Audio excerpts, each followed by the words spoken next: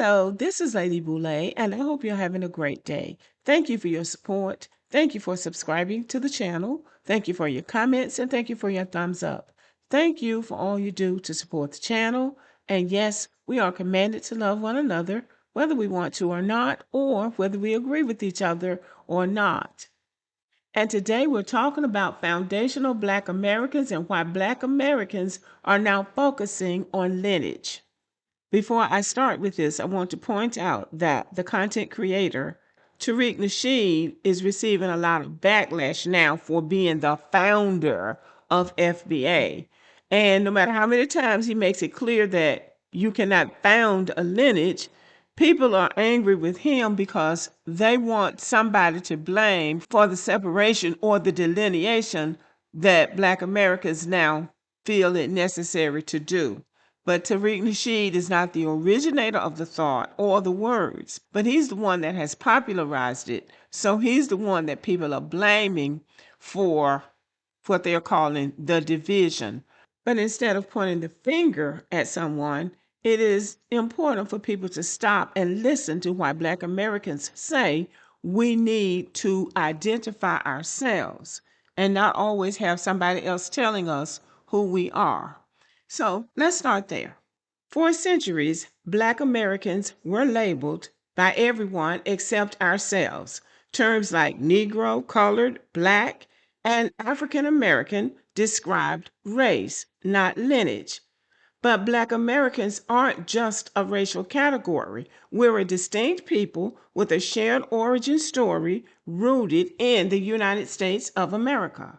Foundational Black Americans emerged because Black Americans needed a name that reflected ancestry, culture, our historical experience, and the specific journey of descendants of enslaved people in the United States of America. It filled a gap that had existed for generations.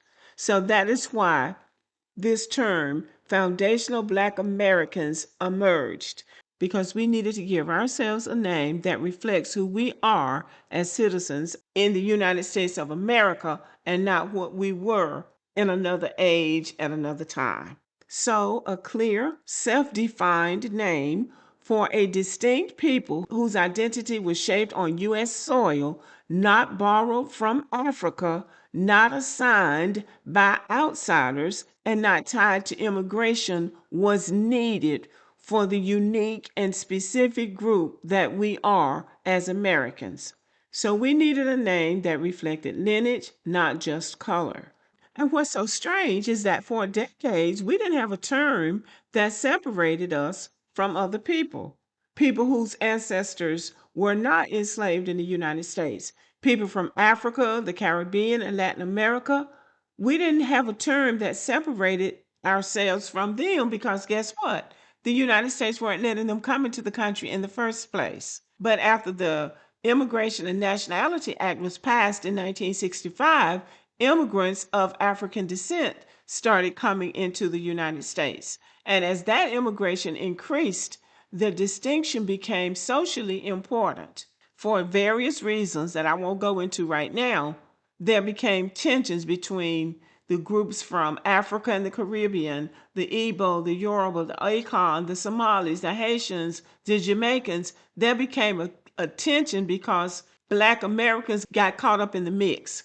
I guess that's the best way to put it. We got caught up in the mix and everybody was on our square claiming to be us, even as they were distinguishing themselves as somebody else. So we had to come up with a term that distinguished us from them as well, not based in division or hatred, but clarity. We needed clarity. The clarity that we sought as Black Americans was to point out that we have different histories, different cultures, and that we don't have an immigration story. We realized that we needed to distinguish our lineage from the immigrants, not to divide, but to clarify. We are the people whose ancestors built this country under forced labor. That is not interchangeable with someone who came here because they wanted a better way of life. There is no better way to put it. So we were fighting against cultural erasure, not to be hateful, not to be divisive, but to establish who we are in America with our unique history and culture and lived experience. And there was also the concern of our political struggles being diluted. People are making light of the fact that we suffered during the civil rights movement, that we fought for our rights. We fought for the way of life that we have here. We fought for the right to vote, even fought for them to migrate to this country. But they all take that very lightly now. It's like that was nothing. So our political struggles were being diluted by people who had made no contribution to those political struggles. So that became a problem. And then the cultural contributions were being overshadowed. People coming over here cosplaying as Black Americans as they were being disrespectful as Black Americans viewed it. That became a problem. And then the historical claims, the reparations, the civil rights legacy, everything was being blurred by Black immigrants because we all got lumped together and they were making claims and discrediting anything about us that they wanted to discredit. And it was a stand that I think most of us did not even want to take. And I will say many of us didn't want to take, but it was a stand that was necessary. So FBA creates a boundary that says our lineage matters, our ancestors' labor matters, and our claims matter. It's not about hostility. It's about people understanding where the line is, where we stand. And with those things understood, people should know we are not the same. It is very liberating for Black Americans to be able to say, we are our own people with our own history, our own culture, and our own lived experiences.